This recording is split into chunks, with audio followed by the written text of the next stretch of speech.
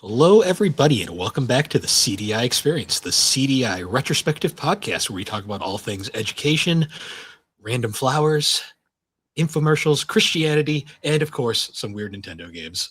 I am Bill, and this is Threk. How you doing, Threk? Oh, Bill, I'm doing all right as well as I can. It's a warm day out here, but we're doing our thing. How are you? I'm doing all right. It was like 80 today, Oh which yeah, is I got the window open right now, but there's nice. no breeze and it fucking sucks. I'm in my basement, so it's just kind of chilly down here, but I love um, chili. yeah. See, every time it gets warm, I go, see, this is why I like when it's cold outside because when it gets hot or warm, I'm just uncomfortable. But I deal with it. See, I can put up with the warmth. The cold is just, I don't know, makes me I'll not take. want to do anything. That's my favorite. Just stay inside under a blanket and a hoodie. I'm good, man. I got nothing to It's complain about. kind of funny. Matt brought this up on the last episode of Geek Addicts I recorded, but like, you're getting old when you start every fucking podcast talking about the goddamn weather. I mean, it is the icebreaker, right? No pun Yeah. intended. Talking about it's just something you can talk about with everybody. Mm. You know, it's relevant. Everybody experiences it. It's just something. But yeah. I mean, outside of that, I could talk about. I mean, we could talk about like random games we've been playing, but like, who gives a shit about that, right?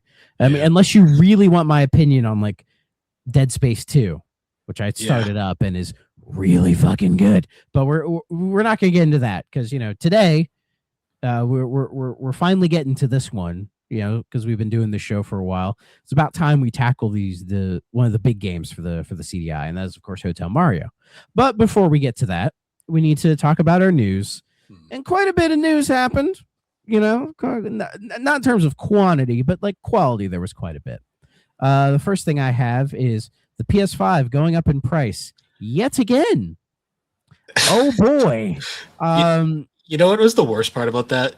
Looking at those price increases, I just went, yep, yep. And I was like, why is the Portal $100 more? I was just like, why is that one? That one baffled me. I was like, yeah. I mean, is there RAM in the Portal? Maybe. Well, yeah, because I don't know. I don't know what's in that thing as far as like the hardware goes. So there is a misconception. A lot of people do think it's just a kind of like a casting device. You can actually stream stuff from the cloud on it.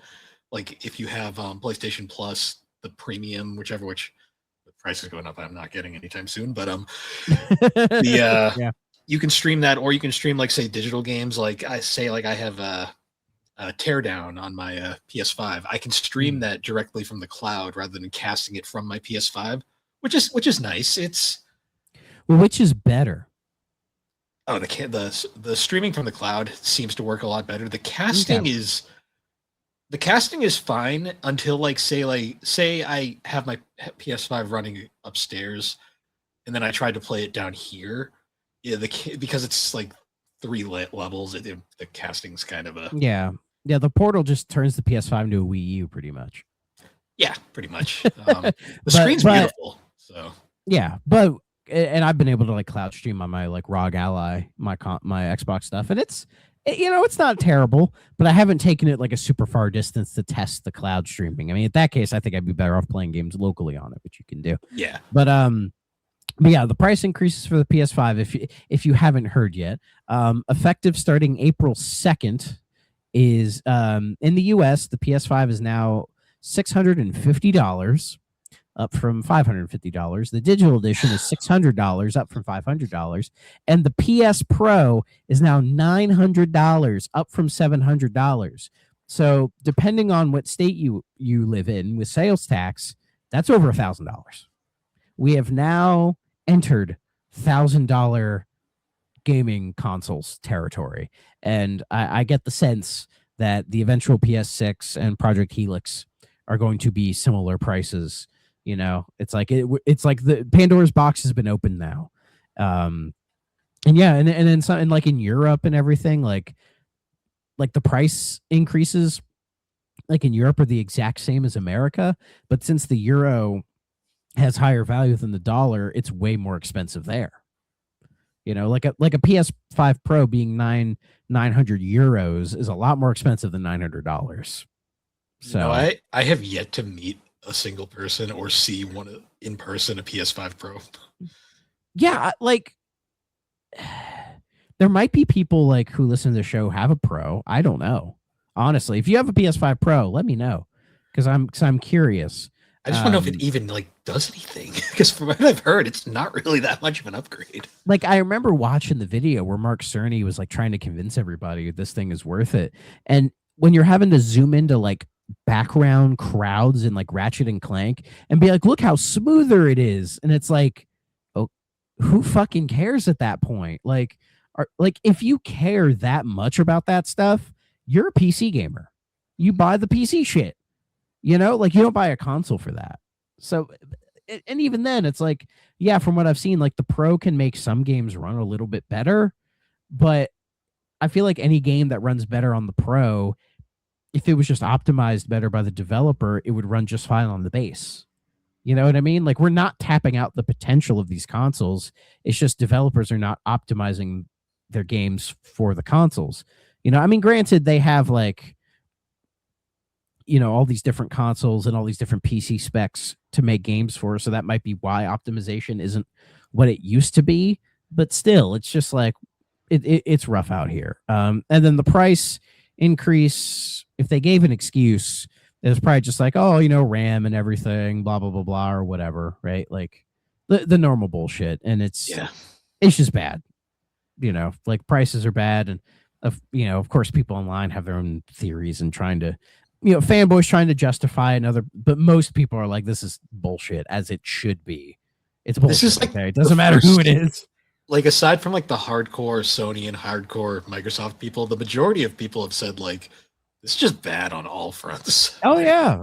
I mean, I've seen some, there was this one like Sony guy who's trying to blame PC gamers for this and being like, Sony put all this money into PC gaming and they're pulling out because people didn't buy it. So now they're increasing the price of their hardware. Like, it didn't make any fucking sense to me. It was kind of, yeah, I'm not going to say their name because they have a habit of like copyright claiming. So I'm not going to say who it is just in case. But yeah, like the mental gymnastics they did, they'd get a gold medal in the mental gymnastics Olympics. Like, dude, you can say your favorite corporation did something bad, okay? It's okay. It's okay, you know? Like as you guys know, I'm an Xbox guy, but I have no problem when they do something that's fucking stupid. Like when they raise the prices of their consoles. I said that was stupid too. So we are where we are. I'm just sitting here waiting because I'm like that means Switch 2's going to go up any day now. Oh yeah. See, I'm waiting in that thing because I'm like, Sony just did something stupid, so Microsoft's got to like jump from the top rope and be like, not so fast. Well, that's the thing. This was announced quite a few days ago, and they haven't said anything. So maybe we're fine. Either that, or it's going to be the most gargantuan fucking thing ever. Oh God! Though I'm hearing they're toying with like a new tier of Game Pass where it's just the first party Microsoft games for a cheaper price. Like that's all it is.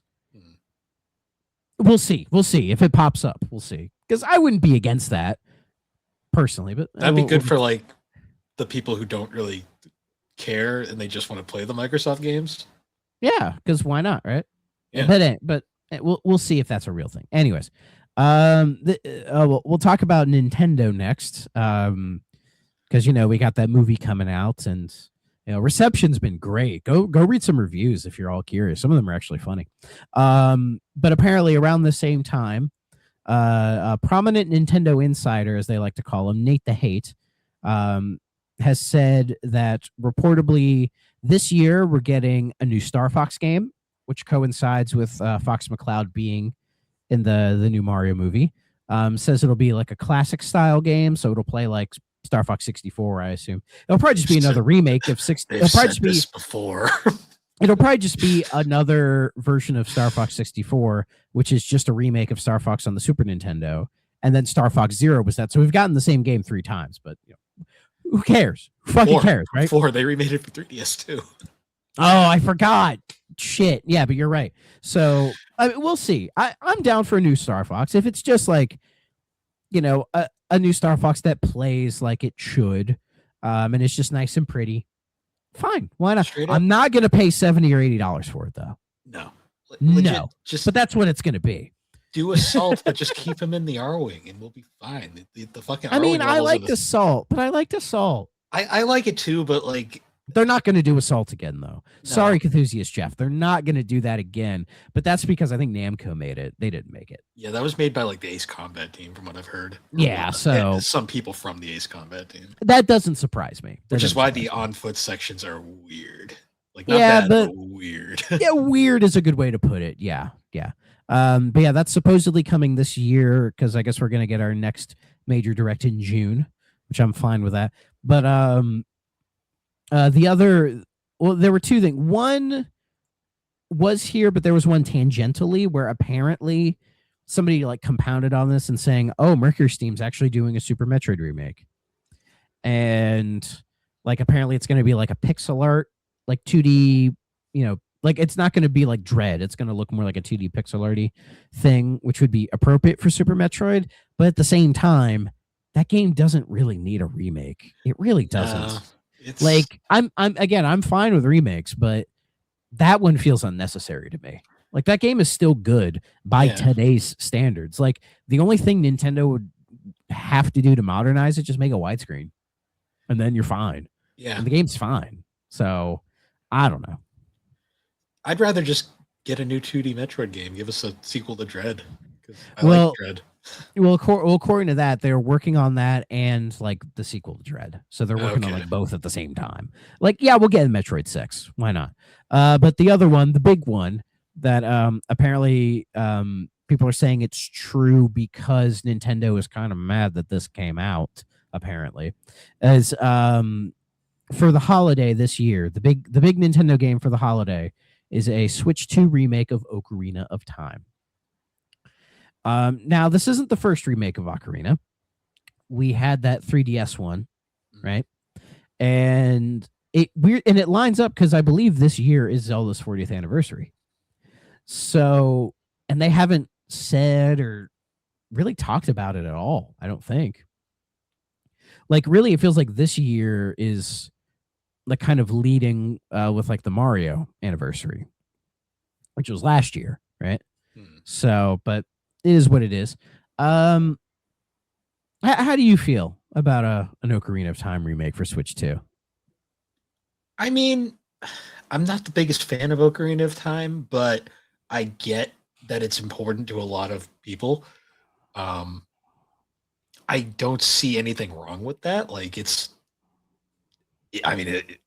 if they released it, it would probably sell fucking millions, like billions, because it's like Oh, yeah, One of- of course. it's one of the most overrated games of all time. I mean, It's probably the most overrated game of all time. it's either that or Final Fantasy VII, one of those two. Like, Yeah, those two are strong contenders.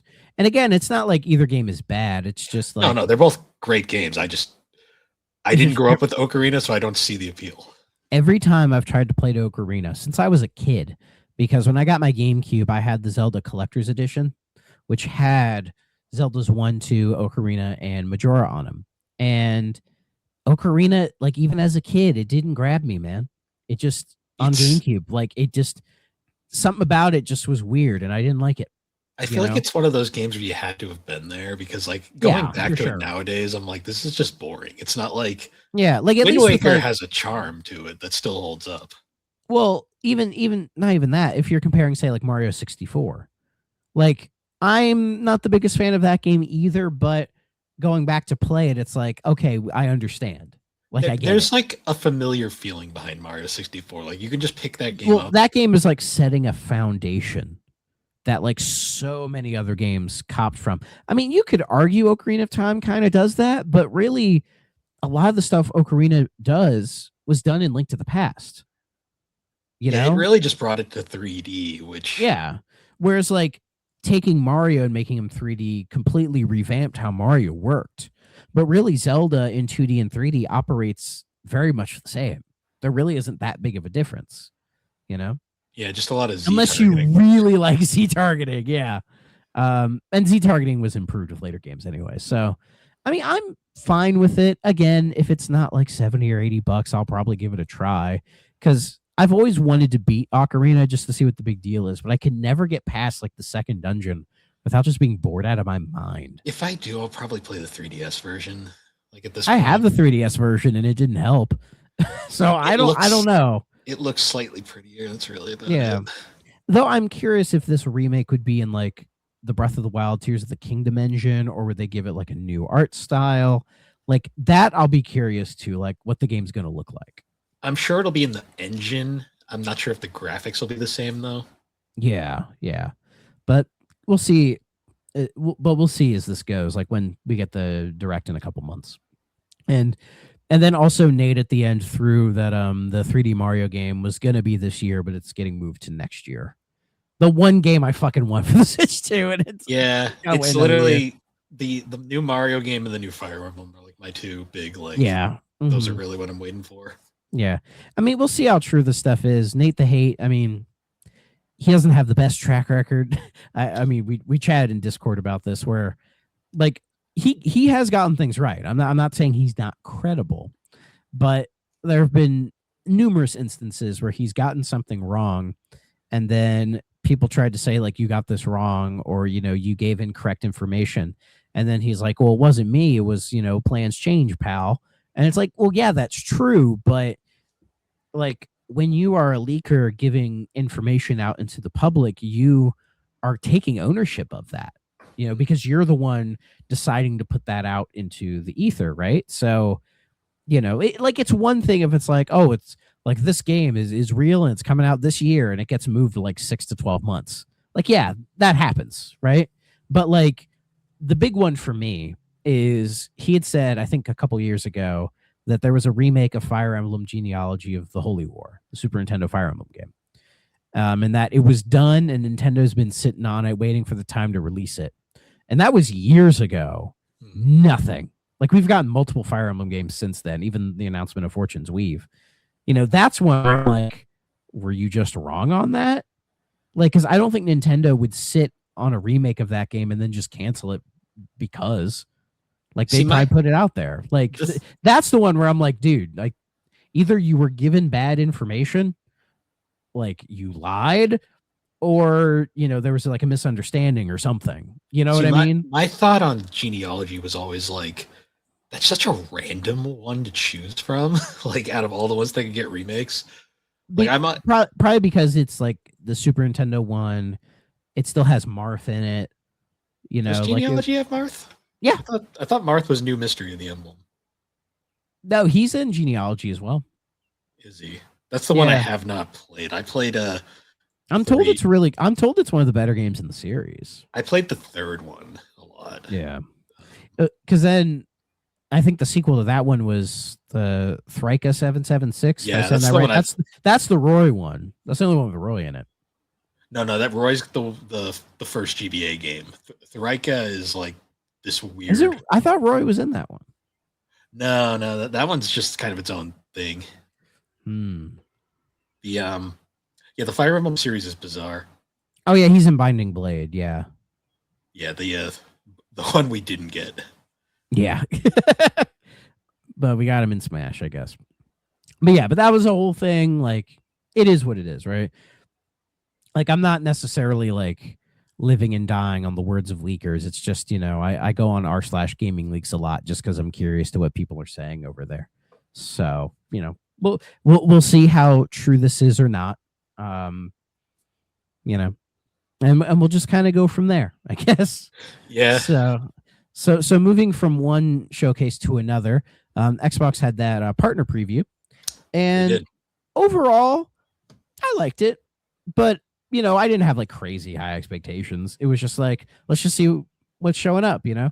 I saw a lot of people get mad because like r/gaming leaks, like right before this partner thing came out, they saw that like Sega had trademarked Persona, like filed a trademark for a Persona thing right before, and everyone was like, oh, we're gonna see Persona 4 Revival, or some people were saying Persona 6, and we didn't see any Persona in this at all. So some people were getting mad at that, and it's like, guys, it's like they didn't put on a bad show because you set an expectation that wasn't there to begin with. Also, companies file trademarks all the time. Like that's never a good like. Exactly. Like I did hear that Persona 6 could debut in the next major Xbox show, like the June showcase, which I'll talk about in a second. I mean, it's Sega and Atlas have been real cozy with Microsoft the last couple of years. Like that's where Persona 4 Revival first showed up. Metaphor, they've done it. There is the precedent there. So maybe, but we'll see. But anyways, outside of that bullshit, I thought the partner preview was fine. Like that Hunter the Reckoning thing is real. So that was cool to see. Game looks neat. The new Expanse game, it just looks like Mass Effect. And I'm fucking down. If it's just Mass Effect, I'll take it.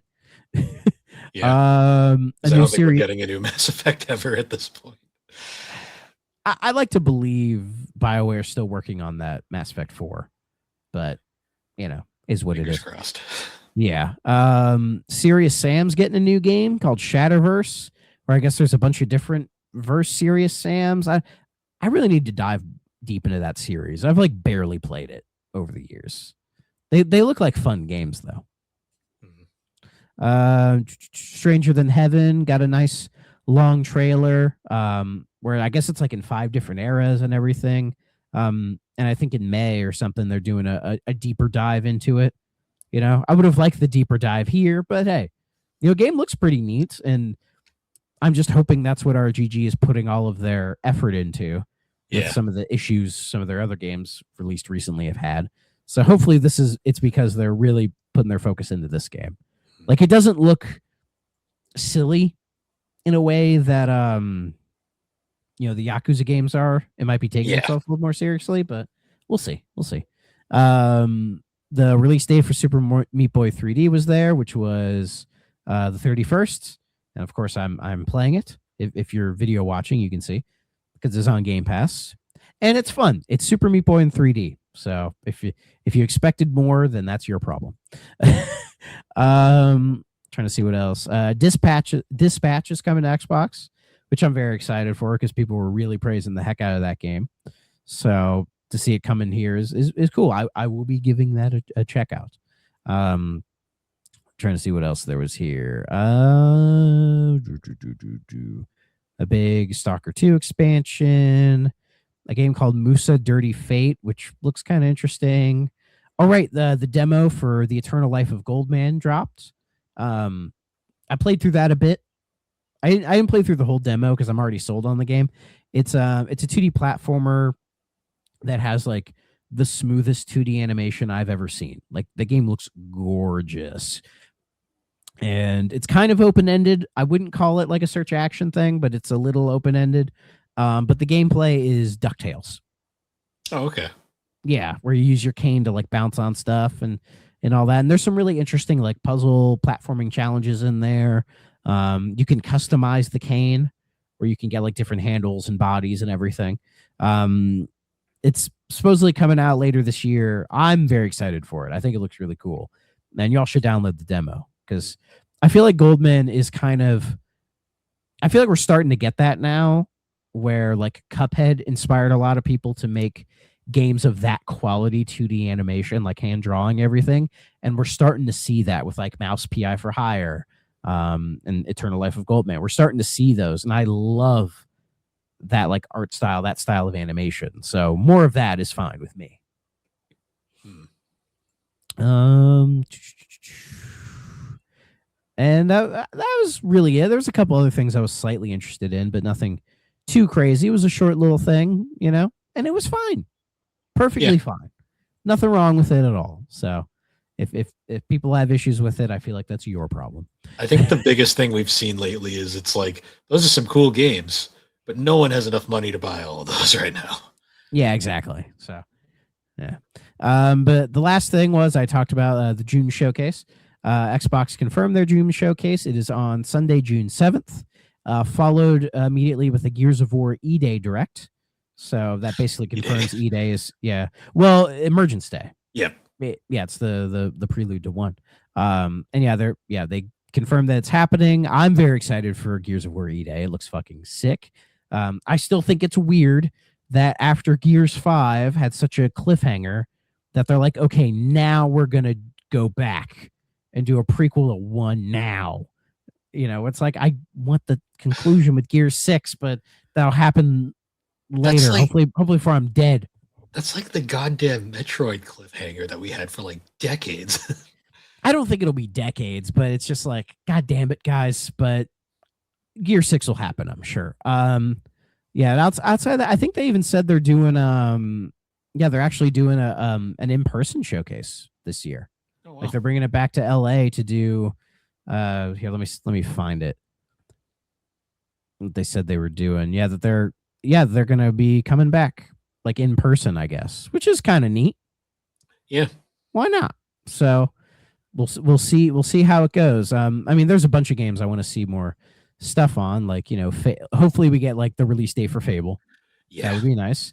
We'll probably see more about like Minecraft Dungeons 2, which got announced, the Halo campaign Evolved remake, maybe some more stuff on Clockwork Evolution, State of Decay 3, OD, the Kojima thing, maybe Spyro 4, because Toys for Bob's working on something, and it's been a while. Who knows? Don't get the Spyro fans' hopes up. Well, I'm a Spyro fan, but because Toys for Bob has kind of hinted that, like, when they broke off to be their own company, they're like, oh, but we're gonna directly work with a Microsoft IP for the next game, and they're kind of hinting at it being Spyro 4. They're hinting at it, so they're probably like, they want to say it, but they probably can't, because like Crash 5 doesn't make any sense, at least not yet. No. So I think Spyro 4 would be the better one. So I hope it's real and true. I have no idea, but we'll see. But yeah, you all know. I'll watch this and I'll let you know what I think afterwards. Nice. And that is the news. Yeah, I was gonna bring up Nintendo music, but it this week was kind of lame. I'm not gonna lie. Oh yeah, our boy Steve called it out because he knows he's locked in. He knows his shit. Did get the new Mario Wonder stuff. Yeah, the Wonder. Hold on, let me say the whole title: Super Mario Brothers Wonder Dash Nintendo Switch 2 Edition plus Meetup in Bella Bell Park. Sure. I still haven't beaten the base game. It bores the shit out of me. I just don't like 2D Mario. I think that's just it. I mean, I like 2D Mario. It's just I like old 2D Mario. I play it and it just doesn't do anything for me. So like the only new Super Mario Bros. Game that I like is the first one, and that's because it felt new at the time. Yeah. So, oh well. We also got some more Animal Crossing New Horizons tracks because they're still adding tracks from that soundtrack. Apparently, are they really? Yeah. So that's cool. I guess if you like it. I mean, I like New Horizons, so that's something, I guess. I mean, sure, but like, just dump the whole thing. What are we doing? Yeah, I don't know why they're piecing it out. That entire app is so annoying. Like, that game is 6 years old. It's Animal Crossing. What spoilers are you worried about? Yeah, there's no spoilers. I didn't even realize they didn't have all the tracks. I thought that was everything, but there was one game. It might have been Forgotten Land didn't have all of them because of spoilers, but they eventually added them in anyway. Yeah, who's getting spoiled by music tracks? Like, if you have the NSO Music app, you've already played these games. Like, I'm just trying to think, like, how do you get spoiled by a music track? Like, I don't know. Nintendo's weird, man.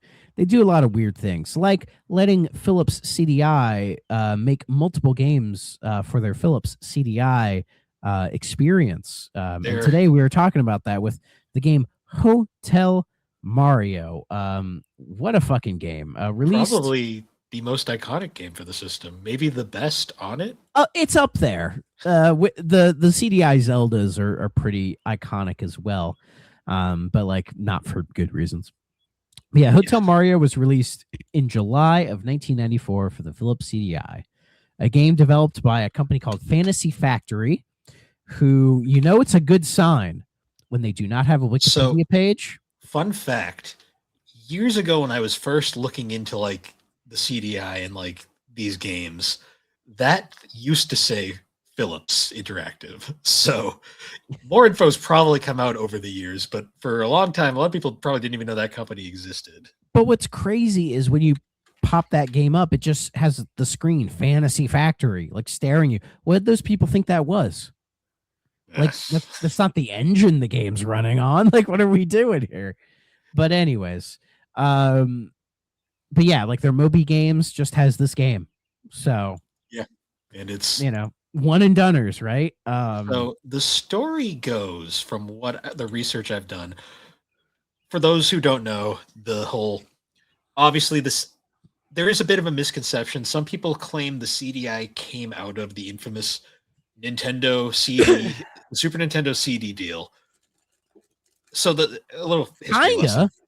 So it's a bit more complex than that.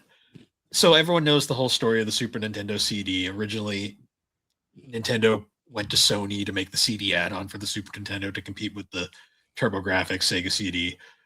Ended up being a huge kerfuffle. Sony was being sneaky Nintendo bastards. Doesn't care about graphics and cutting edge technology. They say bullshit. They did at this point. They did at this point, and this whole situation soured them so hard. They were anti-CD for so long. But so wasn't the issue with this was like they wanted to work with Sony because Sony was one of the leading developers on the CD technology. Yes. And they were like, oh, they can. We can work together. And they thought but they thought Sony would be kind of docile and let Nintendo kind of just run the show. But then, but Sony was like, oh no, we're going to do this, like they were very like, this is what we're going to do. Was Ken Kutaragi on this project? Because Ken Kutaragi was in charge of it. Ken Kutaragi was basically the guy who kept trying to get Sony into the video game market the entire time. Yeah. And the president of Sony was like, no, we're not a toy company. But I believe the relationship started because Sony famously made the sound card for the Super Nintendo. Yes. And that's kind of where that began. So obviously they had a relationship at that point. And they had set up their like that video game division, like Sony Interactive Media. Sony ImageSoft. ImageSoft, yeah. So they were already doing stuff. But I think they saw this. Well, I think this is probably like revisionist history. Or people were like, oh, Sony saw this as a way to get into like the console business. I don't even know if that's necessarily true. I think they just saw this opportunity to work with Nintendo and we're like, let's do it. But see they're like, we're going to do it on our terms. This is what we want to do. Yeah. And Nintendo's like, no, we want you to do this. And it was just like two bulls, Yes. And the big Yamauchi and Ken Kutaragi, obviously, they didn't get along. No. And the big breakthrough of this entire situation was basically Sony did some sneaky shit in the background. And to be fair to them, the contract was right there. Nintendo could have read it. They just didn't because they didn't think about this.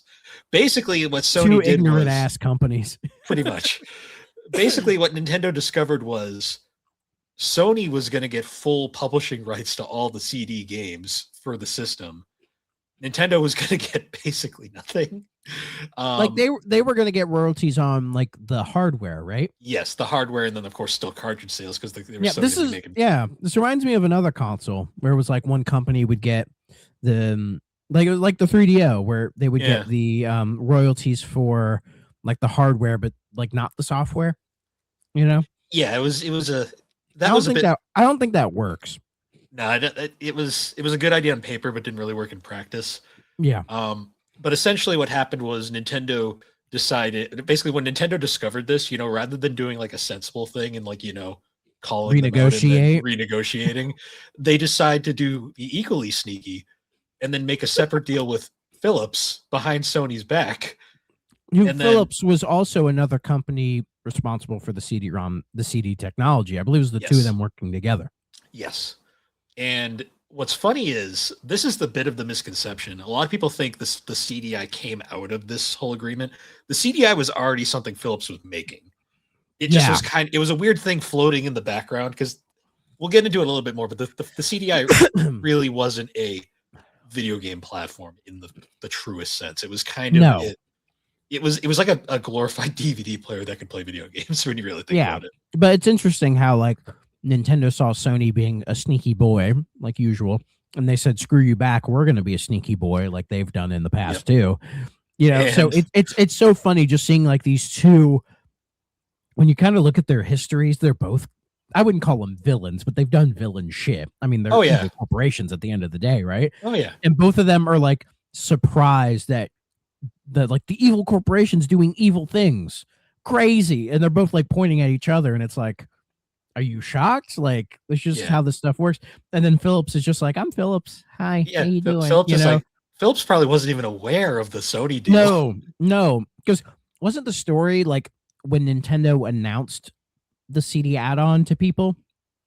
They Sony said had it was with yeah. Phillips, and So then what like happened? Sony. That's when Sony found out. Well, no, it's even worse. It was at the Oh, Tokyo Game Show. Sony had gone first and announced the project to the entire show. that's right. Yeah, And then Nintendo comes up and basically goes, "Don't listen to them. We're working with be like, they're Philips." full of shit. And Sony got embarrassed. And basically, as the story, at least from what G4 Icons told me, apparently after that, How Ken true that Kutaragi- is. that show was fairly. And that was like the documentary show, so that one I trust a bit more because they had the actual people on it. Oh, But okay, that helps. from the story, apparently right after that event, that's when Ken Kutaragi went back to the president of Sony and basically said, "We're not going to let them win. We're going to do it our own way." And that was basically the birth of the PlayStation. Because it was originally called the Nintendo PlayStation. Famously with a space in between play and station. Yes. Because Nintendo technically owned the trademark to Play Space Station. Yeah. And by getting rid of the space that somehow made trademarks work go away. I mean that's how like shit works on like computers and stuff. Like certain things you can have spaces, certain things you can't. So. Yeah. But and for a long time people thought like the Nintendo PlayStation wasn't a real thing, that it was like a fake. But I think in the last couple of years, people have found like prototypes. John Hancock had one, and he was trying to get it working. I know that. Yeah, but like they're real, and we've seen them, and it's so like this thing looks like if one of those was discovered now, everyone would just say it's AI. Yeah, it's like how there was that, and then there was the another failed Nintendo disk system. There was actually a North American 64DD like prototype that does exist. It does, yeah. But going back to that, so Nintendo tried to do the CD add-on with Philips, and that didn't really work out either. Honestly, I think it was just Nintendo wasn't that invested in it. Well, really, what happened was obviously the PlayStation was not a thing yet by this point. So Nintendo didn't realize what the beast that they had created. Yeah, in the background the person who like their biggest competitor. They didn't realize they literally created the company that was going to steamroll the gaming industry for the next like decade. Ever till now, basically. Pretty much. Yeah, like how many people these days view gaming as PlayStation? Yeah, probably a lot of people. Like they didn't expect especially the PS1, PS2 eras, how much of a curb stomp those were going to be. And to be fair, at the time, I think even consumers were not convinced. No, they weren't. When the debacle happened. And then everyone's like, oh, Sony's just going to go off and do their own thing. A lot of people were like, because, they'd seen it with other companies trying it and it just didn't work out. And they're like, Sony, they're just like an electronics company. They're going to fuck it up. But then word got around like, oh, no, they're taking this like really seriously. And I think having that experience with Nintendo, being a third party publisher and even a developer for games for Genesis and Super Nintendo gave them perspective and saw how to do things the right way. And I think that's what allowed them to propel the way they did, because they didn't go in completely blind. Like a lot of these other companies they saw companies like the 3DO and they were like, no, they had a lot of good ideas, but we're going or even Philips with the CDI, because I think the only reason the CDI came to be was because Philips had this experience with Nintendo and they're like, oh, maybe now we can like try this thing. I believe the CDI was in production before the deal happened. But I think it wasn't supposed to be a game system. I think it was supposed to be a multimedia thing. An entertainment platform, as they'd like to say. Yes. Now it came out in, when did it come out? It came out a lot earlier than people think. It actually came out in. It was discontinued in '99. When did it come out? 1991. Yeah. This thing is surprisingly old. Which is very old. Which leads me to believe it was kind of floating around, like the original models were floating around before, like those giant VCR models. Yeah. But going back to why the the Philips and Nintendo CD add-on never came to be, I think a lot of it was they looked at the competition. They saw the Sega CD, the Jaguar CD, if you want to count that, the TurboGrafx 6 CD, the seeing them all CD. like just seeing kind them of all flop. completely flopping Yeah. and being like, we don't need to do this. I think they realized they were making just as much. I mean, they had games like Donkey Kong Country came out, and that was a huge sales boon towards the end of the system's life. Well, because they had developers like Rare who were like, you don't need a CD add-on. We can take advantage of the hardware we have. And this is what we were able to make with it. Like, there's an alternate reality where, if you think about it, they try to sell a CD add-on with Donkey Kong Country as like the showpiece game. But Rare was like, you don't need the CD add-on. Like, we can just do this. Yeah, because when you really think about it, like looking at like the Sega CD, like the library, the only real games, not counting the FMV games, that really made use of the discs like size were like the RPGs. Yeah, and those are few and far between. And a lot of the like enhanced ports, like a lot of games that were Genesis games, like Echo, Eternal Champions, Earthworm Jim, like these games that were Genesis games, but then would use the CD add-on for like, better. CD quality audio, and they would add extra content, and a lot of times they would be the better version of that game. Because the Sega CD could do Mode 7 or Sega version of Mode 7. Yeah. Mode 8, I don't know. But that weird 3D scaling shit. Yeah, but like you would get the better version of that game a lot of times on Sega CD, but you weren't really missing anything out by not having it. If you had the Genesis version, you were fine.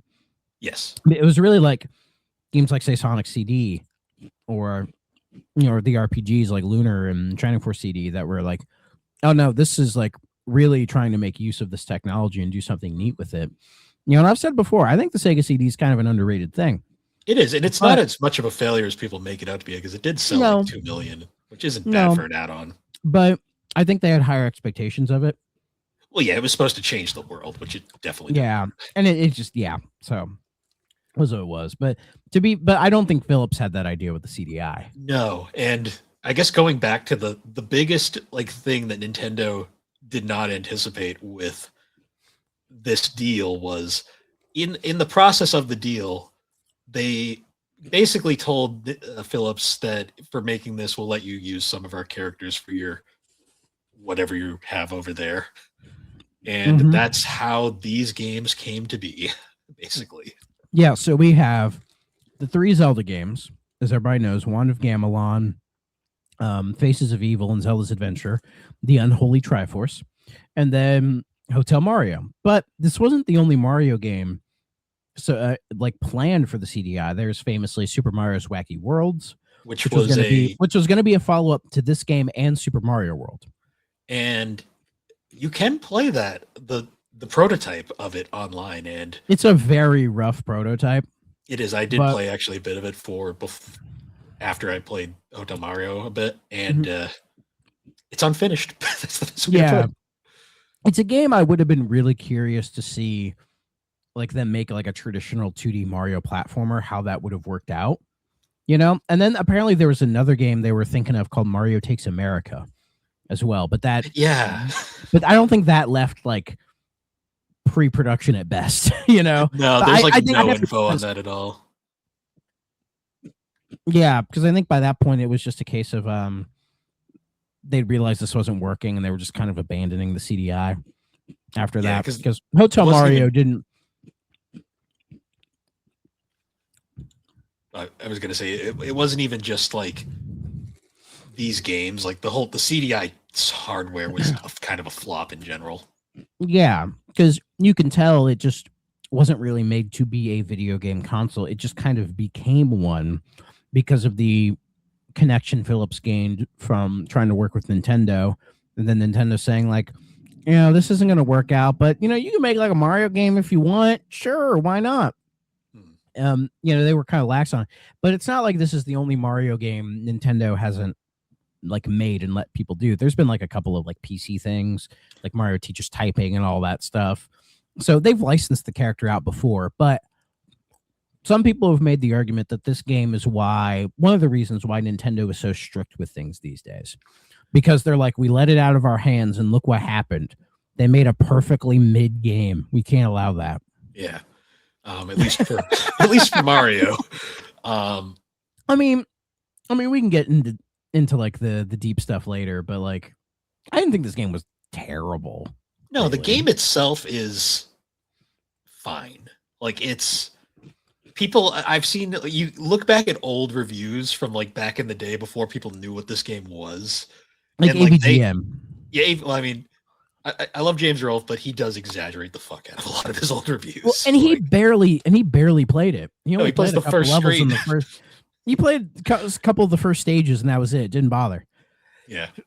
He put his effort into the Zelda games. I think he's just more of a Zelda guy in general than a Mario guy. Yeah, and the first episode of the CDI trilogy was more just talking about the system, anyways. Yeah, and then just kind of an afterthought on Hotel Mario. But like, yeah, as we'd said, this game was developed by Fantasy Factory. This is their only game, and yeah, and they just had this idea for like a game in a hotel, and they just kind of fused it with like, I guess Mario will work. And apparently they talked about how they would design the game to like test, because they had like their testers were older people. And they made sure it worked well for them, but they're like, because kids have faster reflexes, we'll speed the game up after the fact. Not like, test it with younger audiences to see if they like it sped up. They just did that, which I think was like a pretty bad idea. And because the game is hard. Like, Yeah, way more fucking hard than it needs to be. It tries to be a Mario game, but it does not follow Mario conventions very well. No. And it immediately comes down to when you turn on the game and you see the first of the infamous cutscenes in this game. These cutscenes have been, of course, immortalized through so many memes, the foundation of YouTube poop, all that stuff. And they've earned their place. Lots of spaghetti. Yeah. and they earned their place because seeing these in like context with everything is like, wow.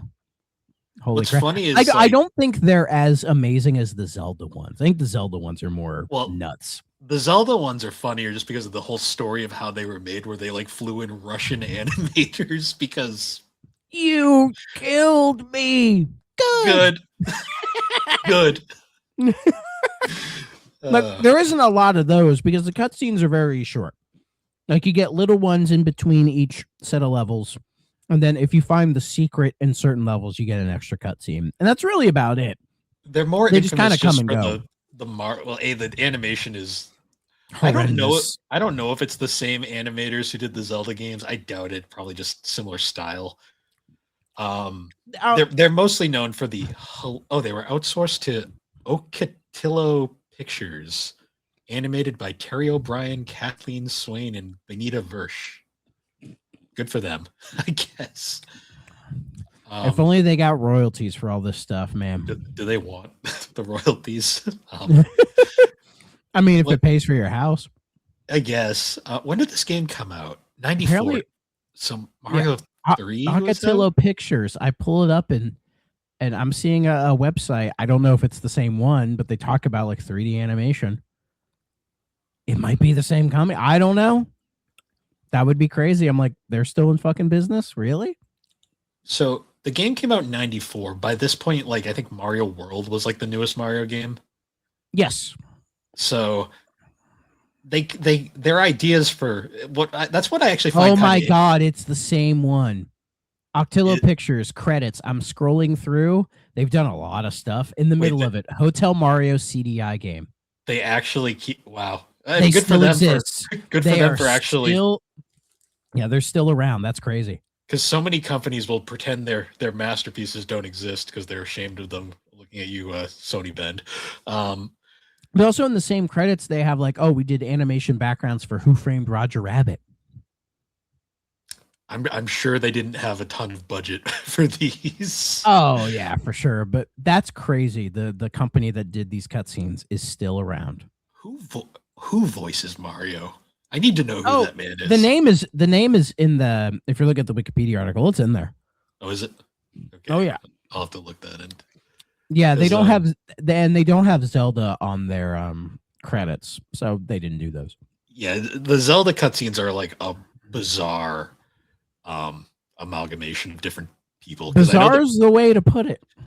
Yeah. These ones are just really cheesy and led to some amazing YouTube poops, and a lot of Oh. people, a lot of children back in the day being like, where are these from? Like, what is this?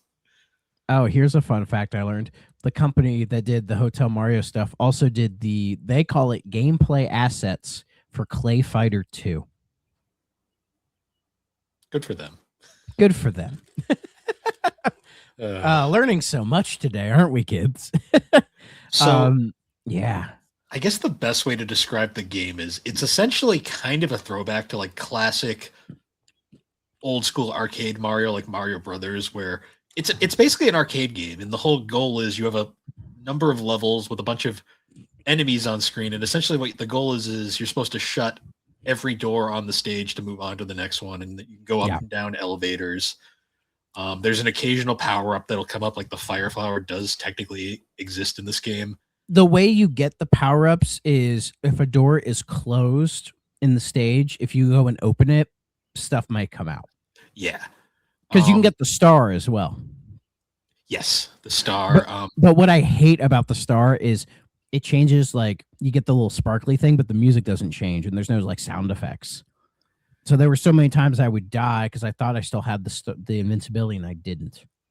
You know, you really needed a do do do do do do do do do do. But Koji Kondo was a good fucking name on this thing.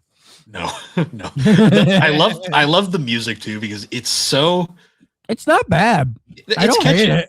It's catchy for what it is, but it's also like they're like so close, but like just far enough away to not be infringing on anything, and it's kind of funny to me. Like the music in the third hotel, it's like the ice cave. I was like, what is this like 90s funk? I was like grooving and schmooving. Like it was like crazy. It was good. Yeah, it's like how the Zelda games, like the soundtracks are like the best parts of them for no reason.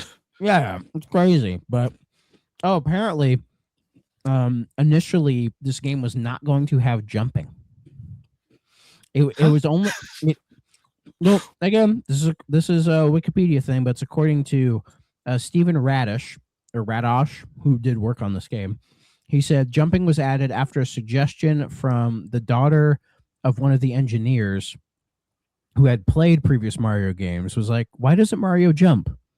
Why doesn't jump? So shout out to Holly Loff, if I'm saying that name right, for suggesting that Mario should actually jump in a fucking Mario game when they didn't think it was, because I don't know how you'd be able to play this game without jumping. His name was Jumpman, for God's sakes. Exactly. Which that but right there. I don't think people knew that at the time. Like no. Americans didn't know that at the time. But that also leads me to believe the people making this game never played a Mario game in their lives. It kind of sounds like, or the one Mario game they played was like Mario Brothers Arcade, because that's like the core influence for this is the arcade game. Yeah, because it's a single screen with enemies showing up, and you have to travel the whole screen. But this one's like you close the doors and use the elevators and everything. It was them trying to put their spin on that, and like the core of it is like the core of it isn't, I don't think, bad. I really don't. No, it's actually not a.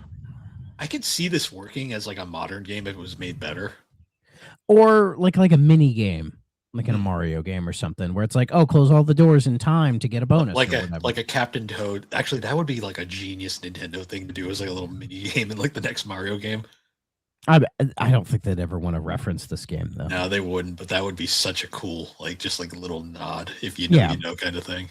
Yeah, it would be neat. But I think why the game doesn't really work is like for two reasons: one, the difficulty, and two, just like just the game design itself just doesn't really execute well. Like you have all these like little issues where it's like hitboxes aren't very good. No, they're not. The elevator stuff can be kind of weird. Like half the time power-ups show up in ways that you can't get them. Like, why is it that enemies on the floor above me, if I jump, can kill me, but I can't get to the second floor without taking an elevator? Like I would have killed if this game was closer to, like, say, Donkey Kong or Mario versus Donkey Kong, where you could do like the backflip to the next floor. Yeah. Like something like that would be really nice to make this game flow a lot better. Because like the game's already hard enough. So if they gave you the option to do like say a backflip onto a level, it's like, yeah, you're circumventing an elevator, but there is risk that comes with that. I think that would be that would put like some more urgency into the player's hands. Because it feels like this game you don't have a lot of urgency. You're just trying to like, at least when I was playing it, you're just trying to find the right like trying to line up the pieces to where it all kind of flows. You know what I mean? Because I would Yeah. just do kind of the same thing every time to try to make it work. And when I would line it up, it would be fine. It's kind of a case of like the game is like the concept itself is fine enough and fairly solid. It's the execution of it, like everything. It feels like there's like just too many steps for a lot of the actions. Like Yes. to use the elevators in particular, like they don't make sense. Like you'd think you hit up to go up and down to go down, but no, it's like always the same button. Like you have to like step out of doors to like move on, but you Well, can like also hide in them. Well, the consistency of the elevators, I think, is fine. Like, yeah, you push up to go into the door regardless. And then, yeah, when you reach the end of the elevator, you're hiding. That's a neat concept that I think the game doesn't really explore. That you can hide in the doors or hide in the elevators. Like so you can avoid things as they come through. So like if say you hit an elevator and then an enemy just happens to move in the middle of the door, you can just hide there and wait for them to leave so you can step out. And you push down to step out. Like I like that idea. I just wish like you could have done more with that, I think. And also just like the idea of just like, oh, you have to close all the doors, but sometimes they open again. Yeah, Like, because the enemies can just pop back out. It's hard to make a game over 70 levels of that compelling. Because Yeah, it's not. Because I wanted to beat this whole thing, but I got to like, I think the 5th hotel, and I was just like, I'd had enough because it's the same thing every time. And the game doesn't, it's lacking that Nintendo polish, right? Where like Nintendo making Hotel Mario, I think would have been a much more compelling thing because they really would have played with the idea and put in some really neat stuff in there. Yeah. And I feel like this game is desperate for that Nintendo polish, Yeah. Like I do kind of enjoy like the weird off-model nature of all the sprites. Like I actually find it kind of impressive how many sprites they have on screen at a time. Oh yeah, like yeah, in the like their Mario model in the game, I think it's fine. Actually, I don't think it's a bad Mario at all. Yeah, he's actually kind of charming compared to some others I've seen from the era. I really feel like that. Well, it felt like by this time, by the Hotel Mario era, they were kind of like, okay, this is just what Mario is. Like, yeah, because they were still working on the design, and it felt like by this time going into 64, they were like, okay, this is Mario. And they haven't really fucked with his design that much since then, because they got it figured out. But like the Goombas, your Wigglers, your Bob-ombs, your Ninjas, like they all look fairly solid, right? The Koopas look different. I love how pissed they look at all times. And it's a shame that like you kill them and that's it. Like their shell doesn't stay there, so you don't have to deal with like. Because I mean, honestly, that would have been kind of cool if like they pop into their shell and then you can use the shell to throw it at enemies, or maybe like the shell could be used as a way to like close a door or something like that. Like that again, that's something Nintendo probably would have toyed with. Like, could you use a shell to maybe like throw a door? Like say you have like a bottom floor where there's a gap that you can't get to, but there's a Koopa on the side you can go down to and you can throw the shell to teach the player like, oh, if I can throw a shell at a door and it'll close it. That kind of a thing. Yeah.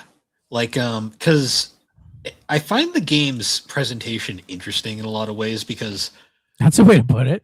Another misconception about the CDI is that there is still a lot of people that claim it was a next gen system, like it was more powerful than like the Super Nintendo and Genesis, it's not even really a system, it's just a thing. Yeah, it's honestly, it's actually incredibly dated for the time graphically. Like the system famously, like looking at the demo for Wacky Worlds, like you read into that and you find out like they had to like do like trickery to make that game even function as best as it did because the system really wasn't designed for like scrolling levels like that. Like it can't do parallax scrolling. It It, could it was it was designed to look at like FMV clips of sailboats and like flowers, Sesame Street point and click stuff, random religious games.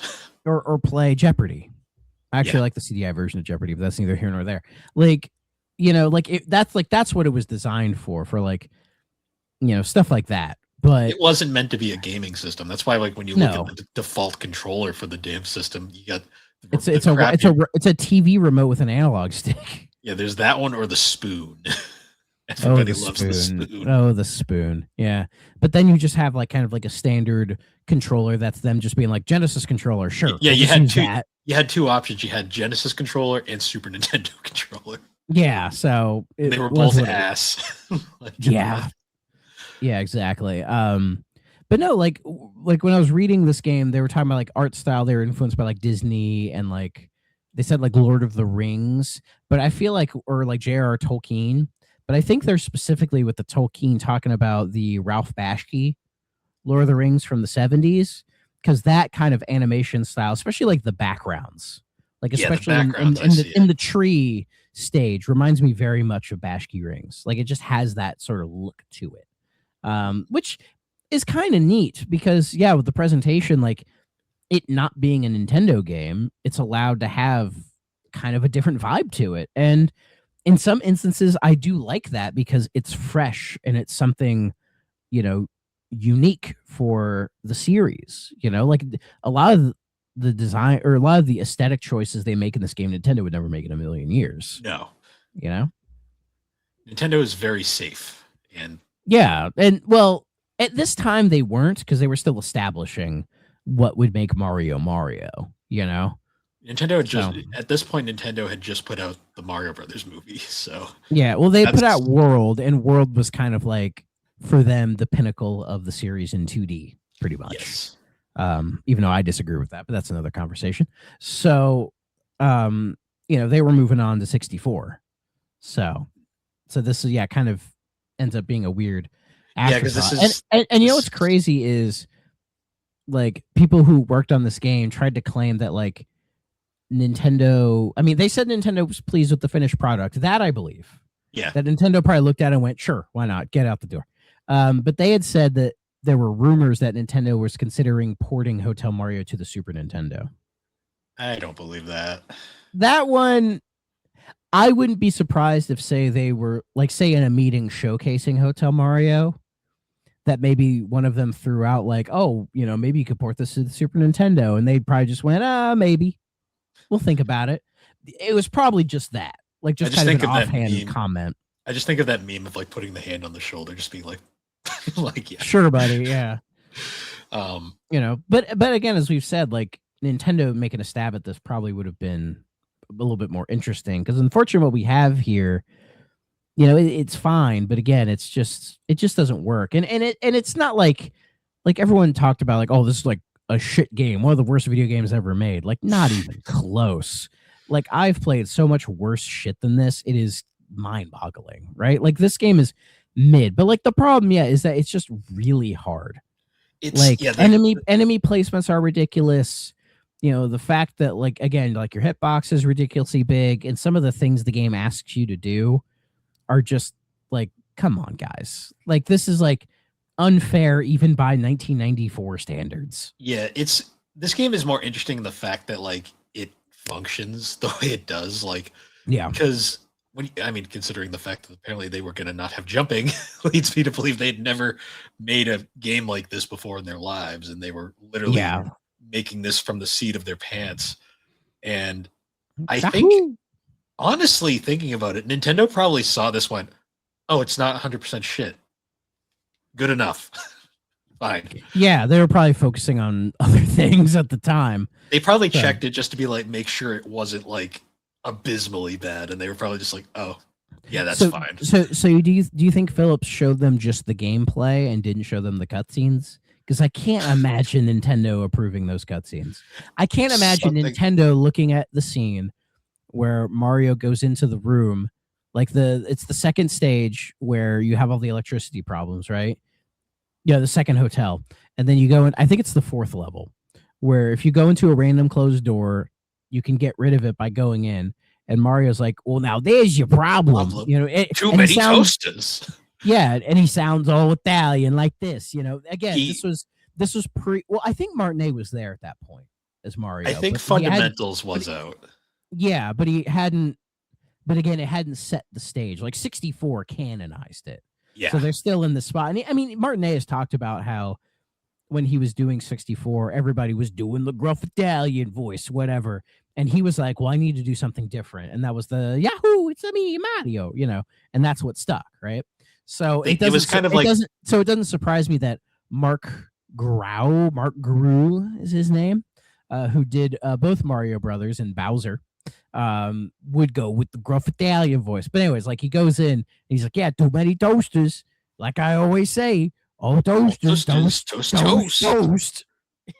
And I can't it was really nice imagine- of the princess to invite us for a picnic, eh, Luigi? I hope she made a lots of spaghetti. I can't imagine Nintendo seeing that shit and thinking like, yeah, why? Yeah, cool. Just Love the Bowser laughing Perfect. clip of like Bowser going like, it. that Yeah, scene alone is like, Like I can't imagine Nintendo giving that the green light. I can't. see I when I can't. Unless they didn't give a shit or Phillips didn't show them that and they just showed them the gameplay. And they're like, gameplay? Yeah, it's fine. Not bad at all. see when I think about it, like because Mario at that time, like the most of them they did the gruff Italian like Brooklyn style like accent. And then because at the time, like the most memorable Mario people were probably Bob Hoskins in the movie, and then Or Captain Lou Albano Captain in Lou. the Super Show. yeah, Captain Yeah. Lou is still my favorite from that era. There was also the guy that did like the Mario 3 and World seasons, which was like a different guy, but he's Yeah. not, most people think Captain Lou. Mhm. Um, Go to hell before you die. yeah, yeah. I always think of him Classic. in the. I just think love of him Captain in. Oh yeah, I always think of him in the Girls Just Want to Have Fun music video because he's so out of Oh, yeah. place there, and it's great. If you've never looked up like him cutting promos back in like the 70s when he was like a manager and he had like a safety pin in his cheek with rubber bands out of it, you know, in the open Hawaiian shirt, and he's just like yelling and everything. Like Yeah, he's so good. Oh, he's like he can cut a promo like nobody else, man. Like if Yeah. you guys like Bill or anybody listening, if you haven't looked at Captain Luke cutting promos, go to YouTube, look it up. They are fire, hot fire, guaranteed. like I love like the ending of like the Super Show where he's like doing his like swing your arms from side From to side side. to side, do the Let's Mario. do Mario, and I love it because he almost falls on his ass at the end. Yeah, classic. Such a different time. Yeah, but yeah, like no way Nintendo approved that shit, right? No, So they they probably were like They saw the probably- gameplay and they're like, gameplay, you know, again, there's something there with the idea. There is something there, but making 75 levels of it is just too much, guys. Like you're getting your money's worth, which I'll give it credit for that. You know, like if you had this game at the time, you know, you were going to get some gameplay out of it. Hmm. And one thing I give the game credit for, it has a live system, but if you run out and you continue, you just start at the same stage. That was nice. Like And that's how I got so far. And it's unlimited continues. The only thing that changes is you don't keep your score. You know, so The fucking who horror. cares, right? The horror. So yeah. So the game is set up in a way where that helps, you know. Also, Because again, like I could not get over how hard this game was. Like our buddy Dre, he was on, I think it was Flashback 64, talking about Mario 3. And he said what makes Mario 3 such a great game, despite some of the more challenging bits people complain about, is that it's a game that wants you to win. That Nintendo gives you all the tools you need to beat Mario 3. It's just up to you to do it. You know, they want you to win. And I think a lot of great, difficult games have that mentality where they want you to win and they give you everything to win. You just got to do it. This game doesn't feel like it wants you to win. And it's like a sign of like a bad hard game where they're just like trying to pull a trick on you, or the developers are like, you can't beat my game. Get fucked, nerd. You know, that's what it feels like. this game feels like it was designed for a legit arcade machine where it was supposed to steal quarters from children. Oh my God. Yeah. This game would, steal quarters. Like it'd be ridiculous. But I can't imagine Nintendo allowing this to exist as an arcade machine. I can't imagine. They begrudgingly allowed it to exist because of the bad deal they signed. Basically. Exactly. So it's just I can't get over some of that stuff, and yeah, some of and some of the things that like in order to make the game easier, you just kind of stumble upon because manuals aren't a thing anymore. I mean, the manual's online if you want to read it, but I've seen 2 copies of Hotel Mario like in person. And I've always been tempted to grab it, but I don't have a CDI, so I'm like, yeah, me either. We both emulated this, and I just this is the time I've been wanting to get us off my chest. Before that though, actually, I did want to bring just one thing up about the game. Please. This game has multiplayer. Oh, it does have the 2-player mode. It does, yeah. I want to bring that up just because no review talks about it. It is a thing that exists in this game that nobody brings up ever. So you play as Luigi? Yes, and I've never seen the Luigi sprite. I had to look it up, and I was like, oh, he is in this game. What does his sprite look like? I have no idea. I'm gonna bring up an image of it again because I did look it up. Because I was like, this game has multiplayer, and I was like, because the crazy thing is, I never thought about that. I'm like, oh yeah, because it does have the 2-player mode. Typing in Hotel Mario Luigi does not bring you what you expect. We don't need to get into that. Yeah, it's easier to find. It's easier. It's all just cutscenes. Yeah, it's easier to find sprites of fucking Paper Mario. Oh, he's just got green. He's Green Mario. Oh, they didn't make him. I was hoping they'd make him lanky, but Well, then we would have had Ouija. We don't need that. Well, to be fair, I think it's 3D All Stars version of Mario World. That Luigi is redesigned. Yes, it's actually bizarre how that sprite is like unique to that game and that game alone. No, they had to do something, right? But yeah, so yeah, okay. I need to get this off my chest because we both had to emulate this game because CDIs are stupidly expensive now because of fuckheads. CDI emulation is garbage. It is hot, stinky garbage that smells bad from 10 miles away. So there's a CDI core in RetroArch. I could barely get the thing to work, and I have no idea how I did because I can't get it to work anymore. I don't know what I did, right? And this is with the BIOS files, by the way, right? Yes. Because every CD console needs them. There's some other like standalone CDI emulators. For some reason, there's one that exists to just play Rise of the Robots. Literally. Yeah, I saw that. I was like, okay. of all the games to pick, you pick Rise of the fucking Robots. Anyway, apparently it runs it fantastically well. So good job. That had to be a prank. Anyway. That you're the biggest Rise of the Robots fan out there. The one that exists. But there's like the CDI emulator or whatever, right? And you go to this very old ass looking website, like Windows 95. I was so hesitant to download it. I was like, I don't give a shit. Fuck it. I never care. So, and the dude is still updating the emulator. God bless him. He's still working on it. You would think after all this time, he would learn to make a more competent emulator because it's kind of hot garbage. Like, I hate using the thing. It has way too many pop-ups. I can't change controller settings. Like, and Hotel Mario would just crash. Like, it was glitchy. It didn't work well. Like, sound effects and like was delayed and everything. And I would get 3-4 stages in and it would just crash on me. Yeah, that was every time I tried different versions of it. I tried different files I found online. I did everything I couldn't figure it out. But Thrak, you're saying to yourself, you said you got to like halfway through the game. How'd you do that? Well, boyo, let me tell you. So there's this famous emulator out there. I think everybody knows it, called MAME, the Multi-Arcade Machine Emulator. That's what it stands for. It's been around for a long time. Like since late 90s, I think it was one of the first ones. It's one of the OG emulators that's still active to this day. It gets an update every month. And apparently you can emulate CDI games in it. Why? I don't fucking know. Why not?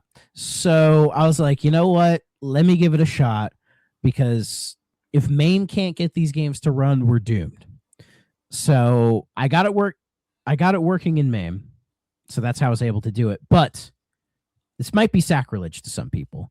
I fucking hate MAME. I think MAME, for as great of an emulator as it is, right? Using the thing is fucking dog shit nightmare. It is clearly user friendly at all. It is clearly made for like 90s hobbyists who know how to code, like who are able to do all this funky shit. Because I looked up, I think I used like 3 different YouTube video tutorials from various years trying to figure out how to get this thing to work. And they're like, put the thing in here, name it this specific file, go into command, type this stuff, then go to here, extract the bin to a CHD, do all this fucking shit. It took me like an hour to just get this fucking thing to run. Granted, once I did, I got it to run, but then it was another 15 minutes of like, how do I give this thing controller settings? And the nightmare of setting those up, awful, but I got it. Right, I got it in a playable, working fashion. I was able to like save state, pause, everything. Right, like once you get MAME working, flawless. Like seriously, it ran fucking perfectly. It was beautiful. I was impressed at how well it ran. And which gave me 2 questions. One, why is it only available here? Like, why can nobody else figure out CDI this well? Like, why is it just this one MAME, whoever does it in MAME, but like that guy who does the CDI emulator, the solo one, can't fucking figure it out? Like, blows my mind, right? And then number 2, why is MAME's UI such dog shit? I fucking despise it. And some people are going to get mad that I'm saying this, but like, it needs to be said. Like, MAME, you're being outclassed as far as usability goes by RetroArch. Yeah. Like RetroArch has its problems. It ain't perfect. But like, I turn that thing on, I know what I'm doing. Like, it's pretty easy to figure out. MAME, no. Oh my God. MAME is like, it's like one of those hobbyist things that once you get it perfectly running, it's probably the best emulator out there. Yes. The problem is getting it to it's not beginner friendly. You need like a fucking encyclopedia to get it to work, and then you're still going to struggle. And if somebody tries to say, well, there are MAME cores in RetroArch, yes, there are. However, I have had issues getting those to fucking run too, where it's like, I'll have like a stack this big of different MAME cores, and I'm trying to play like an arcade game, and I'm doing what the internet tells me to do, and I go through each one, and none of them want to fucking play it. And I'm like, why don't you want to play this game? I don't get it. Like I get it. Arcade machines are funky beasts. I get why emulating them can be more difficult compared to, say, an NES game, right? Like I get that. But please, for the love of God, like MAME is the Linux of emulators, right? Like, it has its core dedicated following. It's probably better than the mainstream like alternatives. That's probably fair. But like, I hate using it, and I don't want to ever fucking use it because it just makes me mad. Like I'm a little techie, but I'm not a tech guy in that sense. Like, I just want to be able to get the thing working, right? Like, I know enough tech to get games to work on my computer, right? Like, that's the extent for me. So, it was just, I just didn't like fucking with MAME. Like, I just didn't enjoy it whatsoever, So, and to be fair, I did say this to some people, and they did agree with me. So, I can't be the only guy who thinks this. Like, just please, MAME, like, give me a window. Can I have a windowed option, please? Why do you have to full screen it? And then like, I can't move my mouse to my other screen. I'm locked into it. Like, again, like it's an app from 1997. It's literally like the fact that there are so many goddamn tutorials on just how to do anything involving it. Not even just CDI, just the emulator itself. I'm like, that's never a good sign. Yeah, and people treat it like it's like it because it's been this way forever that it's fine. It's the old thing of like, oh, it's like the traditionalist behavior. Like, oh, we've just been doing it like this forever. It's fine. Right? When I'm like, it could be better, guys. It could be better. you know? And I just say this as somebody who, again, like I'm not trying to throw shade at MAME. I'm just trying to give it like some hard love because I think it needs a little bit of like, guys, come on, can we clean this up? But again, thinking about it, if they did, would like the diehards be mad? Probably because they're fucking Yeah. weird, right? They're the people that dedicated their life to understanding it, and they kind of like have it as like a badge of honor that they can just do it effortlessly, and they probably just get mad if they made it. They'd be like, "You're Yeah. letting the normies in," and I'm like, But it's just annoying when it's like I've tried to play like arcade games in it, and I'm like, why can't I find the fucking file? I set the directory how it wanted me to, and it's not finding the game. Why? You know, I've had those issues too. hmm. But yeah, that was my little fucking CDI emulation rant. It sucks. It awful, just terrible. But of course, this game and the console is super expensive, so it's not an option. So You know what's crazy? if you want to learn how to run this game on MAME, shoot me a DM. I'll try my best to help you out. You know what's crazy about like CDIs being so expensive now too? There was thousands of these things. Like there's so many different variations floating around there. It amazes me that they've become so scarce over the years. I think it's because they break down. A lot of them do break. I know that's yeah, and the only people who really want these are fucking weirdos. So collectors at this point, like it's despite like that's what I said. Yeah, despite not being a gaming system, really, the only people that give a crap about this thing are gamers at this point. Yeah, exactly. So, and plus there was like I think it was like when Magnavox put out a CDI, like it was designed to be just a game console. Like, yeah, the weird like pop top one that like you see. That's like the most common one you'll see out and about because it's it looks like AI generated video game console. Yeah, pretty much. It's definitely the CDI is not a looker. We'll say that. No, but it's okay. It wasn't really designed to be a looker, you know. No, it really wasn't. To be fair, I don't even think Philips knew what they were designing, to be honest. No, I think they were just trying to jump on the CD-ROM bandwagon and have something there for CD-ROM technology, but I think they didn't expect it to be such a video game like type thing with CD-ROMs because I mean that was like I think like video CDs were a thing at the time and people just thought this was gonna like take over VHS and you know be like you know oh we'll watch movies on CDs which would happen a little later but yeah you know but that'll be under a different name so like it was a case of I think they were just trying to be there for that wave but they were just there too early when people didn't really know what CDs were going to be one way or the other, you know? Yes. So looking at reception for Hotel Mario real quick, contemporary. Not terrible at all. Yeah, that CDI gave it a 90%.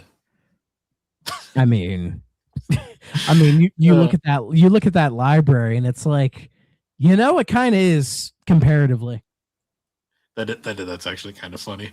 So EGM apparently has like 5 different reviews, but one of them gave it an 8 out of 10. That's interesting. Honestly, the harshest review I'm seeing is GamePro, who gave it a 2.5 out of 5. That's about where I'd put it. I do like how one review says Mario sounds like someone's ex-smoker grandpa trying to imitate a mafia hitman. What a way of putting that. I found the CDI review. Thank you, Internet Archive. I'll just read the final paragraph. In conclusion, then, this is a game whose scenario and graphics promise very little. After all, it is just another platformer, but which delivers more gameplay and fun than a truckload of so-called state-of-the-art interactive movies ever can. You know, I'm going to be honest, a handful of those interactive movies I would rather play than Hotel Mario. Honestly, yeah. So interestingly, famously, this game gets overhated nowadays by people who have never played it. Yeah, I mean it's fair to assume, I guess, because Yeah. if you just see like the cutscenes that are like really rough, and then you hear about what this game is, and you're like, what the fuck? Like just being like Mario fans probably have just really high expectations. I can't blame them for that. It's one of the most consistently quality franchises of all time, video games or whatever. So seeing a game like this, which doesn't really meet those requirements kind of really at all, makes it appear like it's shit. But really, if we're thinking about it, like compare this game to say as I said off camera, like Mario Clash on Virtual Boy, which is around the same time. Like, is this game better or worse than that? Hmm.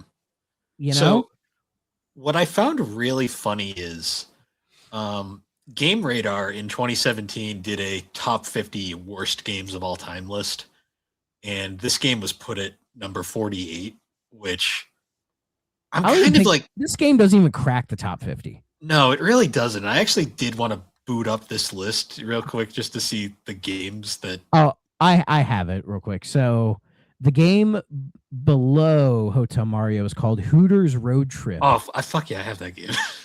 It's not good, but it's also And then not that then bad. the game above it is Plumbers Don't Wear Ties. Hmm. Again, a game I don't think cracks the top 50, but I at least understand it more. You know what I mean? Plumbers get Don't it. Wear Ties isn't even a game. Like, It's a thing. But here's what they say about Hotel Mario, Games Radar. The Philips CDI is infamous for its horrible Zelda ports, which we will cover later. Yes, those deserve to be there. But not many people remember that Mario got his own terrible CDI game as well. Hotel Mario, at its core, is a platformer like other Mario games, but the comparisons end there. Awful cutscenes, a nonsensical story. I mean, the story's the same as any other Mario game. You're rescuing Peach from Bowser. But, like, story in a Mario game? Get fucked, nerd. And some of the dumbest quotes ever pulled from video games, as they say, a toaster, toast, toast. That's incredible. Have some humor, guys. God. yeah, an entire generation's sense of humor was forged by this game. Honestly, really, yeah. But those make this a hotel we wanted to check out of as soon as possible. We just need to read the instruction manual to figure out how. I do like when Mario's like, read the instruction manual or hint, hint. Like those bits I thought actually were kind of cute. But nowhere there do they talk about the game itself. Yeah, they just talk about the buzzwords that like every reviewer brings up. Exactly. So get fucked, Games Radar. Okay. Like Reading this list like is really Sonic funny. 06 is 43. Yeah. It deserves to be there, though. It does, Bill. It does. I'm seeing what's above it, and actually, I think it's actually well placed on this list, to be honest. Ride to Hell is number 10. That's fair. That's a perfect spot for that game. Street Fighter, the movie, the game, isn't that bad. That doesn't it depends. belong on the this arcade list. version's pretty bad. Oh, let me see which version is it. The console version's better, but the arcade version's pretty bad. The console version is just a Mortal Kombat version of. Yeah, that one was made by Capcom, so it's fine. But Dragon Ball Evolution, that's like better than the movie because it's just Budokai. Let's see. Yeah, I'm curious to what they listed as number 1. Big Rigs. That's not a game. It's a waste of time. I mean, it was meant to be a game. I get it though. Oh, the guy game should be number 1, and that's 16. They put ET at 2. Like ET's not even ET, like that's just. If I were to do a ranking of Atari 2600 games, I don't think ET would crack like the bottom half. Like on my hot take, I think ET is actually one of the better games for the Atari 2600. Honestly, if you look at that library as a whole, right? Wait, Club Drive at number 3. That game is not that bad. It's not good though. It's not good, but it's not number 3. No. Play that over half the things on this list. Like Superman 64 at number 4, I think I would argue it's too low. I think it should be a little higher. Honestly, yeah. You know what's funny? No, they have number 5 is Custer's Revenge. That should be number 1. Yeah, that's up there. That game is disgusting. That game, like that, and then the guy game should be like the first number 1 and 2 because but yeah, we only did keep shitting on Games Radar. I just got distracted by this list because anytime I see like a company that does one of these lists, I always can tell them like this is going to be half legit and then half just like funny buzzwords because Yeah, clicks. yeah. So, but yeah, like ET again, I would argue ET is one of the better games for the 2600. Like, Yeah. it's trying to be something. Like even James Rolfe in the movie when he finally reviews it, like flat out basically explains it. He's like, yeah, it's actually not that bad. Yeah, it's fine. It like there are so many worse games on the Atari 2600. So many that are like terrible. Like not You even know? games. Like that's actually a kind of well constructed game, all things considered. Yeah. Yeah. It's just because of the history and what it like did to the industry, I guess. Mm. Fair enough. So- Fair enough. But anyways. Looking at under legacy, this is a little interesting. In the mid to late 2000s, Hotel Mario's cutscenes gained notoriety as internet memes and endured one of the most common sources of YouTube poop video mashups. Yep. Mark Grau reprised his role as Mario and Luigi in a parody dub in 2012. That's kind of cool. There's no source for that though. But there's a link to the video. Oh, okay, that works then. And interestingly, I did see a bit of this, but I'm not sure if this will ever see the light of day. In 2024, a fan remake of the game with several quality of life enhancements titled Hotel Mario Rebooked was announced. And I've seen images of it, but my question is, would Nintendo see and do this? They haven't, as far as we know, because like it's had like multiple trailers. Because when it first came out in 24, they said, oh, it's coming out in 25. And then they did a second one saying, it'll come out when it's ready. Right. And so, yeah, it's been like 2 years and we haven't gotten any major updates. I feel like if Nintendo see indeed this, we would know. They would have like the people, whoever's making this would have said Nintendo see indeed me, so I have to cancel it. Right. But he hasn't. They haven't. We don't know. Maybe again, it could just be a case of whoever's making this, like they have like a life, and this is just like a little hobby project on the side while they're taking care of their wife and 2 kids and being a normal functioning adult who really likes Hotel Mario for some reason. See, I just find it amusing. Like the CDI Nintendo games to me are one of those, interesting things where I'm like, where do the rights to these games lie? Like it's kind of like just a thing where you gotta think about it, you're like, because they were published by Philips. Yeah. So like Philips published these, but they are licensed by Nintendo. I honestly, thinking about it right now, the best comparison I could probably make is to Bayonetta. Hear me out. Because Bayonetta is a Sega IP. Sega owns the Bayonetta IP because they published the first game. Yep. And they have published the first game on everything but Nintendo platforms.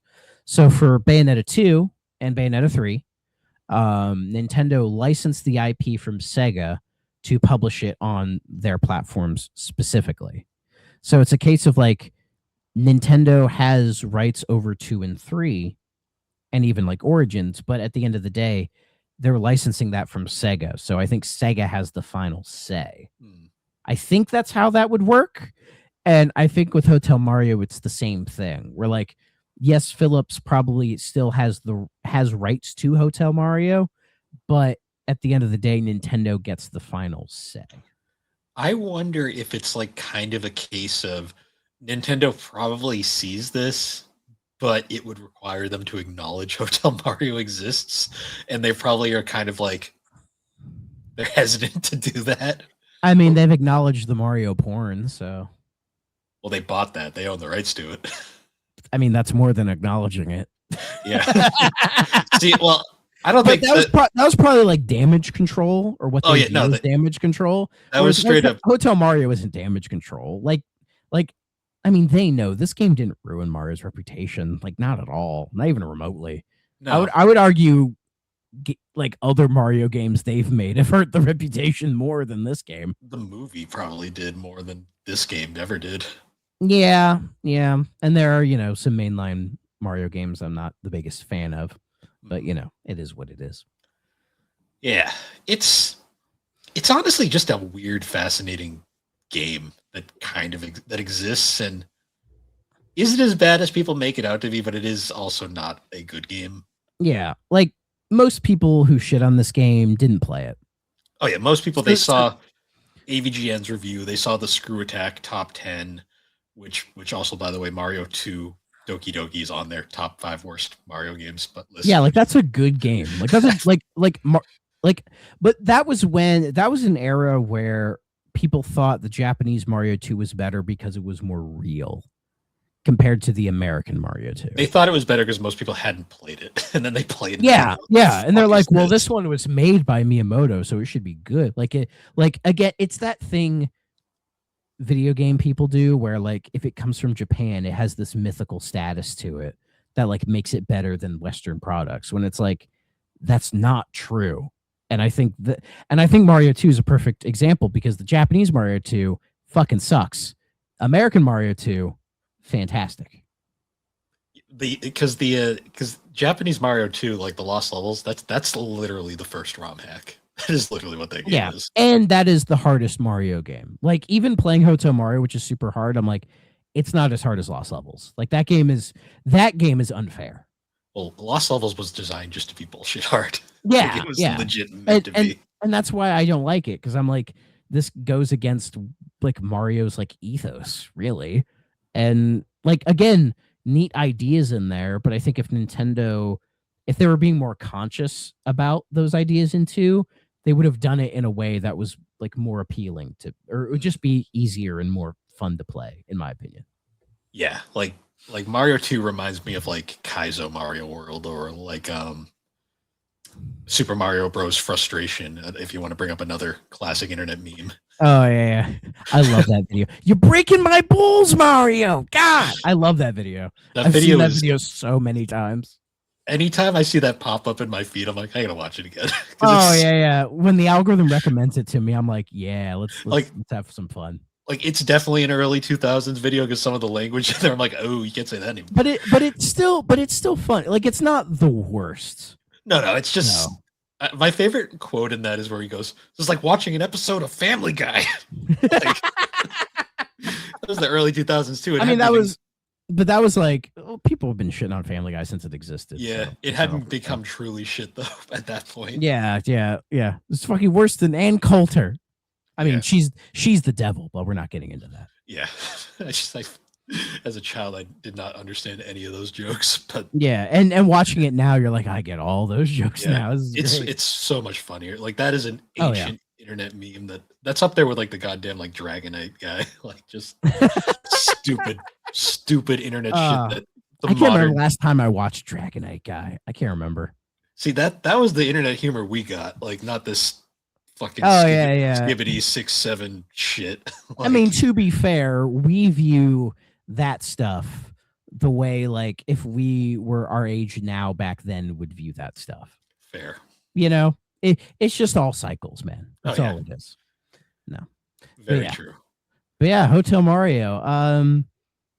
Must play, okay, stay away. I mean, it's arguably